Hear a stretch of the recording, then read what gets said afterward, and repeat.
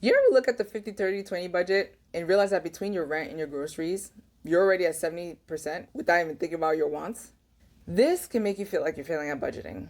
But honestly, I have a different take on that. See, the 50-30-20 rule assumes that a dollar in Lexington, Kentucky buys the same life as a dollar in Los Angeles, California. And we just know that's not true.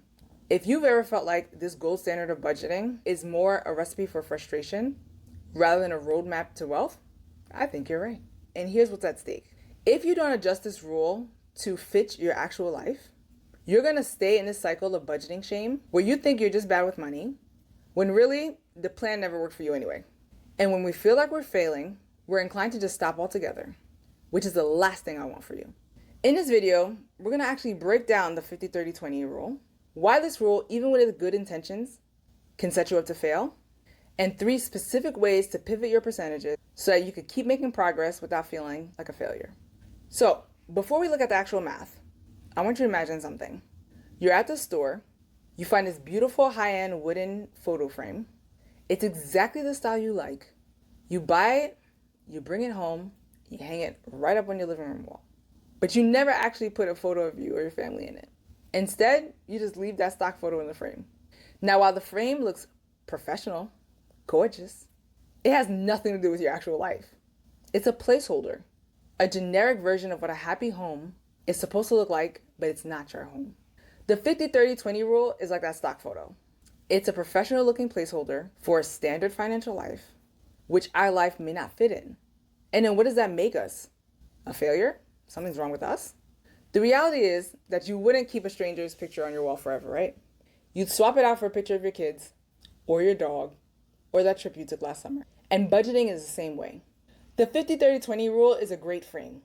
But today we're going to take out the stock photo and start putting in your actual numbers. Because a budget only works if it fits your real life and not some generic ideal. Now let's take a look at that math. The 50-30-20 rule was originally designed to be a simple one-size-fits-all baseline for the average American household. And honestly, it sounds great on paper.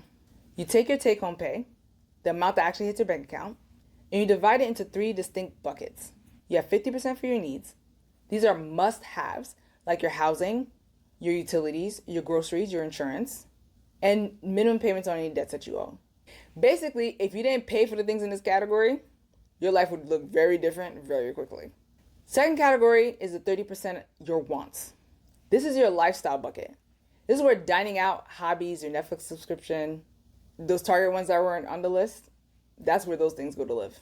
This makes life fun, but are not necessary for survival. Lastly, the last 20% is for savings and debt. This is for future you.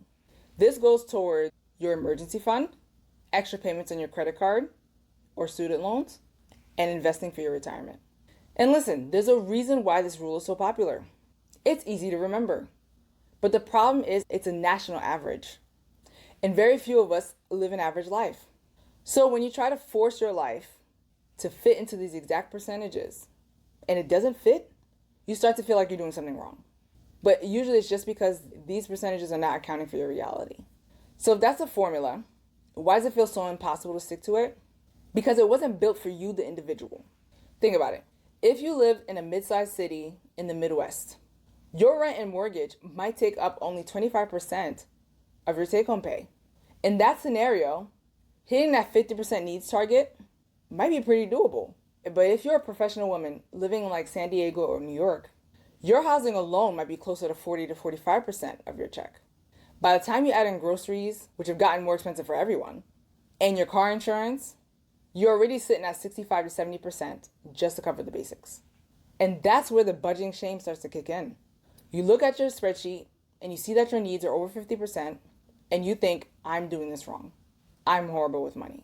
That feeling leads to a specific cycle that psychologists have identified where you feel like since you've already broken the budget, you think, forget it, the plan's ruined anyway, I might as well go out to dinner or buy me a pair of shoes. It's a natural reaction to a plan that's too rigid to follow. But the fact of the matter is, you didn't ruin the plan. It wasn't built for you. And you can't really budget your way out of high fixed costs using a rule that doesn't know who you are, where you live, what your responsibilities are. We're trying to force it just makes you want to quit altogether. So instead of throwing away the whole system, we're going to recalibrate. You need to give yourself permission to adjust. Make these percentages based off what your actual life looks like right now. If the needs percentage is too high because of where you rent or where you live, then you're just going to have to decrease the percentages on wants or savings for a little while. Here are some ways you can pivot. For example, if you live in an expensive city and your needs are sitting above 60%, you might want to just adjust where 60% goes towards your needs, 20% goes towards your wants, and 20% goes to savings. So 60, 20, 20. This acknowledges that housing is non-negotiable and you're choosing to be leaner in your wants so that you could keep that 20% savings goal intact. What if you have a lot of debt that you're trying to pay off? If during this time when you are trying to focus on crushing that debt, your wants might become a sacrificial lamb for a season. You might go to, let's say, 50, 10, 40. 50% towards your needs, 10% towards your wants, and 40% towards your savings debt category. This cuts your lifestyle down to 10%, but you're doing this intentionally for a season. It's not meant to last forever. Another tweak you could make is, let's say you just moved, changed jobs, or just feeling the squeeze of higher prices. Maybe you do 70, 20, 10. 70% goes to your needs, 20% goes to your wants so you don't lose your mind, and 10% towards your future.